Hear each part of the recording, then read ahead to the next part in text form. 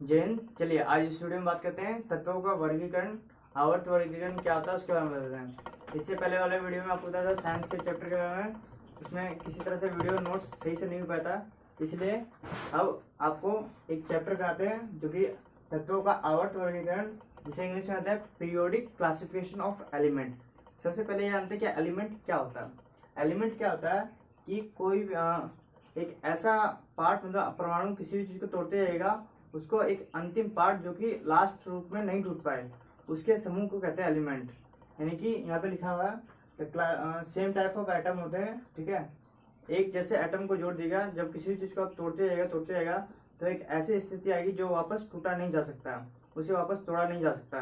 तो उस स्थिति में जो हमारे पास लास्ट एटम बचता है, लास्ट जो होता है उसे एटम कहते हैं, और उसी के समूह को, उसी के ग्रुप ऑफ एटम, उसे कहते हैं हम परमाणु या तत्व। तत्व कहते हैं, या इंग्लिश में कहते हैं उसे एलिमेंट। एलिमेंट को कुछ सिंबल के साथ दर्शाते हैं, जैसे कि helium, hydrogen, carbon, oxygen, iron, fluorine और पोटासियम। ऐसे कई सारे तत्व होते हैं जो पीरियोडिक टेबल में अभी फर्दर स्टडी करेंगे। सबसे पहले बात करते हैं कि हमारे पास टोटल तत्व, मतलब कुल कितने तत्व हैं। कुल हमारे पास 118 तत्व है जो अब तो ज्ञात है। उसमें नेचुरली जो प्राकृतिक रूप से ज्ञात है वो है 94, और मानव निर्मित जो सिंथेटिक होते हैं, जो लेबोरेटरी में बनाया था, वो टोटल है कितने 24। तो हमने तत्वों का जान लिया। अब बात करते हैं क्लासिफिकेशन। तत्व क्या हो गया वो जान गए। आवर्त वर्गीकरण। आवर्त वर्गीकरण को जानते हैं। आवर्त क्या होता है ये आपको आगे बताते हैं। पहले वर्गीकरण समझो कि वर्गीकरण करना क्यों आवश्यक हुआ। देखिए, आप किसी भी मॉल में आते हैं या किसी भी जगह जाते हैं तो आपको चीज़ों को ढूंढने में आसान तब होता है जब वो अपने स्थान पे सही से रखा हो, और सब चीज़ों को एक साथ मिला दे तो उस चीज़ को ढूंढना मुश्किल होता है। मान लीजिए कि आपके घर में फैमिली में 10 मेंबर रहते हैं। 10 मेंबर में 10 लोगों के हर एक व्यक्ति के दो कपड़े मान लीजिए, तो टोटल 20 कपड़े होंगे। 20 कपड़े में से आपको अपना एक शर्ट निकालने में काफ़ी लंबा टाइम लगेगा। अगर उन 20 को अलग अलग जगह, मतलब उन 10 लोगों के शर्ट पैंट्स को अलग अलग जगह सजा के रखेगा तो आपको अपना ढूंढने में आसान होगा। इसीलिए वर्गीकरण आसान होता है, ताकि हम चीज़ों को अच्छे से समझ सके, पढ़ सके, और चीज़ों को जानने में आसानी हो और ढूंढना भी आसान हो। जैसे कि शर्ट के लिए, वैसे एक किताब में आपके एग्जाम्पल दे रखा कि मॉल में जाते हैं तो आपको साबुन लेना होता है। मान लीजिए आपको लक्स साबुन लेना है, तो लक्स साबुन लेने के लिए आपको ऐसा होता है कि आप मॉल में आते हैं और साबुन के हिस्से में आते हैं। साबुन के हिस्से में 2 पार्ट होता है, एक होता है नहाने वाला, एक होता कपड़ा धोने वाला। तो नहाने वाले हिस्से में आके उसमें फिर कई सारे ब्रांड आते हैं, लक्स, नंबर 1, लाइफ बॉय, ऐसे कई सारे ब्रांड आते हैं। तो उसमें आप जाके लक्स साबुन एक उठाइएगा। लक्स साबुन में कई बार चॉइस होती है कि 50 ग्राम का, 100 ग्राम का, 10 रुपये वाला, 5 रुपये वाला, तो उस हिसाब से आपको ढूंढना आसान हो। इसीलिए हमें क्लासिफिकेशन की आवश्यकता है। एग्जाम में ये क्वेश्चन पूछेगा, वाई रिक्वायर्ड क्लासिफिकेशन, या क्लासिफिकेशन या वर्गीकरण की आवश्यकता क्यों पड़ी। क्योंकि चीज़ों को ढूंढना, समझना और जानना आसान हो सके, इसलिए हमें क्लासिफिकेशन की आवश्यकता पड़ी। क्लासिफिकेशन करने के लिए हमारे पास 2-3 साइंटिस्ट हैं, उन्होंने वो आए और उनको मतलब तत्वों को, जो एलिमेंट है उसको क्लासिफिकेशन करना शुरू किया। सबसे पहले जो साइंटिस्ट आए थे उनका नाम था डोवे राइनर। डोवे राइनर नाम के एक साइंटिस्ट थे। वो कब आए थे? 1817 में। ये जर्मन से हैं और एक बहुत बड़े रसायनज्ञ हैं। इन्होंने 3 काम किया था, मतलब 2 काम। पहला काम किया गया था, तत्वों को 3-3 के समूह में बांटा और उसे त्रिक का नाम दिया। जैसे कि एग्जाम्पल के लिए है लिथियम, सोडियम और पोटासियम। ये 3 तत्वों को, मतलब ऐसे 3-3 के समूह बनाया था। टोटल 3 समूह बनाए थे। और उन्होंने क्या कहा था उसके तत्वों के ऊपर कि द्रव्यमान जो है उसको आरोही क्रम में आप सजा देते हैं। आरोही क्रम क्या होता है कि बढ़ते क्रम में, जैसे कि सबसे पहले छोटा, फिर उसके बाद बड़ा, उसके बाद सबसे बड़ा, तो ऐसे होता है आरोही क्रम। तो आरोही क्रम में लगाएगा, यानी कि पहले और लास्ट लगेगा तत्व, पहले और लास्ट लगेगा द्रव्यमान लीजिएगा और उसको 2 से भाग कर दीजिएगा तो वो सोडियम के द्रव्यमान के बराबर आएगा। ये कहा था उन्होंने। पहली बात क्या कहती थी, 3-3 का तत्व, 3-3 का समूह बनाया, जिससे कि त्रिक का द्रव्यमान के ऊपर उनकी अवधारणा ये थी कि वो पहले और अंतिम तत्वों को जोड़ देते हैं और उसको 2 से भाग करते हैं उनके द्रव्यमान को, तो बीच वाले तत्व का द्रव्यमान आ जाता है। ये उनकी 2 बातें थी। उसमें फिर इनकी सीमाएं क्या थी, सीमाएं कह लीजिए या कमियां क्या थी कि इन्होंने केवल 3 त्रिक बनाए, यानी 3 ट्राइड्स बनाए, और केवल 9 तत्वों को ही सजा पाए। और अन्य तत्व उस समय भी मौजूद थे, लेकिन उन्होंने इसे ज्ञात नहीं कर पाया। तो इनकी इस कमियों को दूर करने के लिए और फिर दूसरे साइंटिस्ट आ गए। दूसरे साइंटिस्ट का नाम था जॉन न्यूलैंड्स। ये आए थे 1866 में और ये इंग्लैंड से बिलोंग करते हैं। इन्होंने क्या किया काम, इन्होंने भी पहला काम दूसरा काम इनका सेम था कि तत्वों को आरोही क्रम में व्यवस्थित किया। आरोही क्रम क्या होता है बता दिया था कि पहले छोटा फिर बड़ा फिर बड़ा, तो इस तरह से आरोही क्रम बनता है। तत्वों के द्रव्यमान को आरोही क्रम में लगाया। दूसरा काम क्या किया इन्होंने, अब तक इन्होंने सिर्फ और सिर्फ 9 तत्वों को ही ढूंढा था, 9। लेकिन इन्होंने क्या किया, ये आए तो इन्होंने 56 तत्वों को ढूंढा, जो कि पहला तत्व था हाइड्रोजन और अंतिम तत्व था थोरियम। और उन्होंने क्या कहा कि पहला तत्व और 8वें तत्व का गुणधर्म समान होता है। इसके लिए इन्होंने एक अष्टक कोश का सिद्धांत अष्टक को भी अपनाया था, जो कि संगीत का सा रे गा मा पा धा नी सा, ये हमारे संगीत के अष्टक होते हैं। तो उस क्रम में सजाया था और उन्होंने कहा था कि पहले और 8वें तत्व का गुणधर्म एक समान होगा। और एक बात याद रखिएगा, एग्जाम में कई बार नोट्स में पूछा जाता है कि क्या कोई ऐसा तर्क यानी कि डॉवे रेनॉल्ट का ऐसा कोई तर्क है जो कि जॉन न्यूलैंड्स के टेबल में पाया था या जॉन न्यूलैंड्स के अष्टक में पाया था। तो हाँ, वो एक तर्क है। वो कौन सा, लिथियम, सोडियम और पोटासियम का। ये एक तीन तत्व है यानी 3 एलिमेंट है जो कि सेम है डॉवे रेनॉल्ट के तर्क में और इनके न्यूलैंड्स के भी टेबल में, न्यूलैंड्स के एलिमेंट टेबल में। इनकी कमियां और सीमाएं क्या थी? कमियां ये थी कि इन्होंने केवल 20 तत्वों को ही सजाया, मतलब 56 तो सजाया था, लेकिन इनका जो फर्दर स्टडी हुई और स्टडी के बाद जो सामने आया इनकी रिसर्च, वो रिसर्च केवल 20 तक ही सही था। उसके बाद जो सजाया गया था तत्व वो सही नहीं था उनके अष्टक कोश के सिद्धांत के अनुसार, जैसा कि उन्होंने अपना बयान दिया था। दूसरी बात, इन्होंने 56 तत्वों से सजाया था और ये भविष्य में कल्पना कर दी थी कि आगे कोई भी तत्व मिलने की संभावना ना के बराबर है। तीसरा काम किया गया था, इन्होंने असमान तत्वों को एक साथ रख दिया था, यानी जिनके गुण धर्म एक साथ नहीं मिलते उनको एक साथ रख दिया था। ये उनकी गलतियां थी। जैसे कोबाल्ट और निकल को जो ना एक साथ रख दिया था, इनके गुण धर्म क्या थे, अलग अलग थे, तो ये उनकी एक गलतियां थी। और समान तत्व मतलब जिसका गुणधर्म समान है उसको अलग रख दिया। जैसे कि आयरन का गुणधर्म जो ना कोबाल्ट के साथ मिलता है और आयरन का गुणधर्म निकल के साथ मिलता है, तो उन्होंने क्या किया, इनका दोस्ती इसके साथ है और इनका दोस्ती इसके साथ है, इन दोनों दोस्तों को अलग कर दिया और इसको अलग कर दिया। तो ये दोनों इसके लिए तो अच्छे थे, यानी कि आयरन को चाहते इसके साथ होना चाहिए या इसके साथ, इन्होंने इन दोनों के साथ ना रखे, इन दोनों के साथ रखे, इसको अलग ही रख दिया और इन दोनों को एक साथ रख दिया, जबकि इनके गुणधर्म समान नहीं थे। तो ये हो गया, हमने अब तक पढ़ लिया पहला डॉवे रेनॉल्ट का सिद्धांत और दूसरा था हमारे जॉन न्यूलैंड्स का सिद्धांत। अब चलिए आगे और भी साइंटिस्ट के बारे में पढ़ते हैं।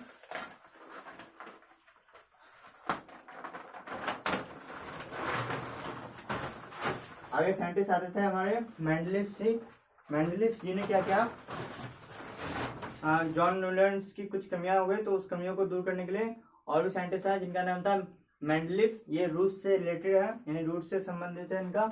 और इन्होंने क्या किया था, इन्होंने भी सेम काम किया। क्या किया, द्रव्यमान को आरोही क्रम में व्यवस्थित किया और दूसरा काम किया, पीरियोडिक टेबल का नाम दिया। जो आवर्त सारणी अभी आप पढ़ते हैं ना, उनका पहला जो नामकरण किया गया था वो मेंडलीफ जी के द्वारा किया गया था। इन्होंने 63 तत्वों को सजाया था। डॉवे रेनॉल्ट ने कितने 9 तत्वों को सजाया था, जबकि न्यूलैंड्स ने टोटल 56 तत्वों को सजाया था। और ये आए तो इन्होंने 63 तत्वों को सजाया और बोल दिए भविष्य में और भी तत्व हो सकते हैं, इसकी संभावना पूरी है। और तीसरा काम क्या किया है, इन्होंने कहा कि तत्वों का गुणधर्म जो होता है वो उनके द्रव्यमान पर आधारित होगा, यानी कोई भी तत्व कैसा उनका व्यवहार होगा, कैसा उनका नेचर होगा, ये उसके द्रव्यमान पे आधारित होगा। चौथा काम क्या किया था उन्होंने, सॉरी पांचवा काम ये किया कि उन्होंने काम ये किया कि जो ज्यादा द्रव्यमान है वो तत्वों को पहले रख दिया।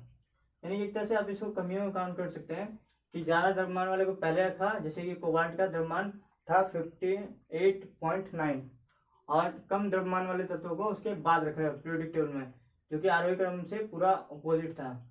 ज़्यादा, जैसे कि निकल को देख लीजिए, निकल जो है 58.7 था। तो इन्होंने एक गलती ये की, एक तरह से इसे कमियां में आप काउंट कर लीजिएगा। समान गुणधर्म को एक साथ रखने के लिए उन्होंने ऐसा कुछ किया था, क्योंकि चीज़ों को समान रखने के लिए थोड़ा सा आगे पीछे करना पड़ा, इसलिए उन्होंने ऐसा किया। एक तरह से आप कमियों में काउंट कर सकते हैं। और भी उनकी कमियां थी। पहला, हाइड्रोजन को कोई निश्चित स्थान नहीं दिया। हाइड्रोजन कहाँ पे आएगा पीरियोडिक टेबल में, उन्होंने कोई विस्तृत जानकारी नहीं दी। दूसरी बात क्या किया कि समस्थानिक के बारे में कुछ नहीं कहा। दरअसल उन्होंने कुछ नहीं कहा, ये उसकी गलती थी, ये उनकी गलतियाँ थी। लेकिन उनके बावजूद भी बात जो है कि उस समय तक समस्थानिक नाम का कोई चीज ही नहीं था। समस्थानिक वो होते हैं जिनके परमाणु क्रमांक समान होते हैं, लेकिन परमाणु द्रव्यमान अलग होते हैं। जिनके परमाणु द्रव्यमान एक साथ एक समान हुए उसे समभारिक कहते हैं। याद रखिएगा, समभारिक और द्रव्यमान समान, और समस्थानिक इसमें की परमाणु संख्या समान होती है। परमाणु संख्या क्या होती है सब आगे के वीडियो में बताएंगे। इन्होंने क्या किया, इन्होंने इनकी एक कमियां ये थी कि इन्होंने द्रव्यमान को आरोही क्रम में व्यवस्थित नहीं कर सका। जैसे कि ये कमियां थी, ये उनकी उसी के विस्तार है, ये इसे पॉइंट के विस्तार मान लीजिए। अब देखिए इन्होंने और क्या किया कि स्तंभ का नाम दिया। जो ऐसे ऐसे पीरियोडिक टेबल में होता ना, ऐसे लाइन, उसे स्तंभ का आता है। ग्रुप भी कह सकते हैं, या हिंदी में आप उसे समूह कह सकते हैं। उस समय जब यानी कि मेंडलीफ जी ने शुरुआत की थी पीरियोडिक टेबल को बनाने के लिए, तो उस समय उन्होंने 8 स्तंभ दिए थे, यानी कि 8 ग्रुप दिए थे, और 6 आवर्त सारणी, यानी कि ऐसे ऐसे 6 दिए थे। अभी फिलहाल वर्तमान में 7 है, और इनकी संख्या 18 है। उसके बाद आता है मॉडर्न पीरियोडिक टेबल का।